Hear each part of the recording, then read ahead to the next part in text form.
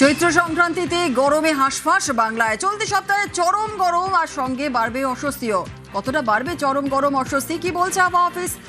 বিশ্বজিৎ সাহা রয়েছে আমাদের সঙ্গে। বিশ্বজিৎ আরো বিস্তারিত বলবে। বিশ্বজিৎ, দেখো, তাপমাত্রা ক্রমশ বাড়ছে। ইতিমধ্যেই কলকাতার তাপমাত্রা প্রায় 34°C, আরো কিছুটা তাপমাত্রা বাড়তে পারে এবং পশ্চিমের জেলাগুলিতে এই তাপমাত্রা 40° পেরিয়ে যেতে পারে। এই সপ্তাহেই এই তাপমাত্রা হতে পারে এবং গরম ও শুষ্ক আবহাওয়া, আর তার সঙ্গে কোথাও কোথাও কিছুটা জলীয় বাষ্প ঢুকছে এবং তার ফলে যে আর্দ্রতাজনিত অস্বস্তি সেটাও চরমে উঠবে।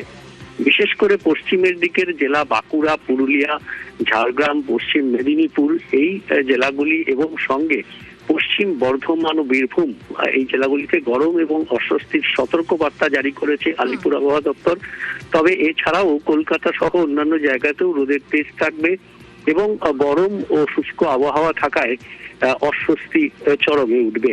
অর্থাৎ এ সপ্তাহ জুড়েই এই গরম এবং অস্বস্তি হবে। তবে ছিটেফোঁটা বৃষ্টি হতে পারে পশ্চিমের দিকের কিছু জেলাতে 14 এবং 15 তারিখ, অর্থাৎ আগামীকাল এবং পরশু ছিটেফোঁটা বৃষ্টিও মিলতে পারে বজ্রবিদ্যুৎ সহ স্থানীয়ভাবে পশ্চিমের বেশ কিছু জেলাতে। বেশ, ধন্যবাদ বিশ্বজিৎ। তার উত্তরের দিকেও নজর রাখতে হচ্ছে। উত্তরের জেলাগুলিতেও কিন্তু বাড়বে গরম। উত্তরের 5 জেলায় বজ্রবিদ্যুৎ সহ বৃষ্টির একটা সম্ভাবনা থাকছে।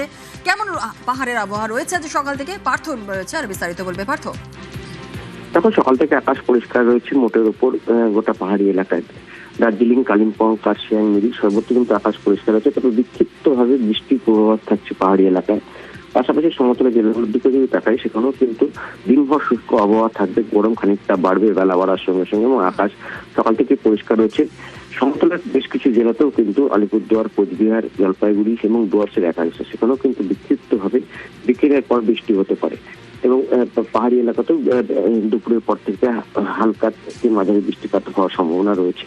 তবে মোটের উপরে কিন্তু আকাশ পরিষ্কার এবং গরম খানিকটা বাড়বে আগামী কয়েকদিন। ধন্যবাদ।